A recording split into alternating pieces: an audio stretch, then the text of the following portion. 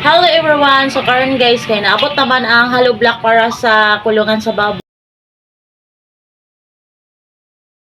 So apilan mo apil ko og hakot. Gikan sa kalsada, paingon man sa baba. So let's go. Nagpila ka buok dalaon. So karon ingna ko ninyo og nganong gipalaban ako akong partner. Oh yes, iyaharam pud ng kabuton na mga laba. O di ba kay mohakot man pug og hollow block lisod pod.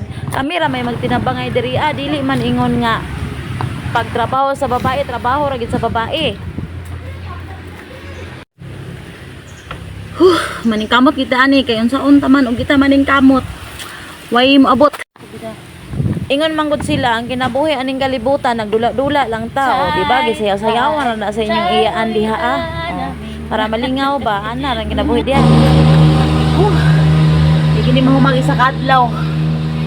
200 ka buok. Mamayat na jud ani mga langga kay tanawa. Layo bugat kayo nya, layo kayo kung gikuanan. Ni, mo dito na mo ni hatod ning kuan, hollow block nga mong gihakot.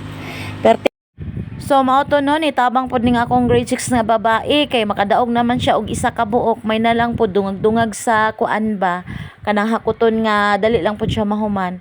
And ako ang partner niapil pod ni siya og hakot, kaming tulo ani magtabang-tabang og hakot para maadto siya sa baba. Kay dili pod basta-basta ang hakutan ani. Dili siya patag kun dili bakilid kaayo, tuktok siya ba, tuktok. Dili siya basta-basta nga lakawon nimo, kailangan jud nimo og balance. So mao to kailangan jud siya tabangan. Ana ra jud atong kinabuhi guys, magtinabangay kay kung mag-iya-iya man gud ta, wala tay kapaingnan. Kung ang isa nagtrabaho, ang isa nagkuan. Ang isa nagtrabaho, ang isa lingkod lang, murag lain pod paminaw no. So mao kailangan jud nato tabangan. So karon kay nag voice over pa man ko diri naglingkod-lingkod sa jud ko kay sila lang sa maghakot-hakot kay unsaon na lang wala po ko i-submit na long form karon ni Meta. Ana ra nang kinabuhi guys, dula-dula ra kita diri sa kalibutan kay ug dili pud ta maning kamot wala man pud tay dulaan, o di ba? Ana ra gid diha kinahanglan gid nato mulihok. Mulihok kita kay arong naatay upho abot sa panahon. Kay kung maglingkod lang ta, maghulat tag milagro, maghulat tag grasya, maghulat tag swerte, wa gid nay maabot, ambot na lang jud.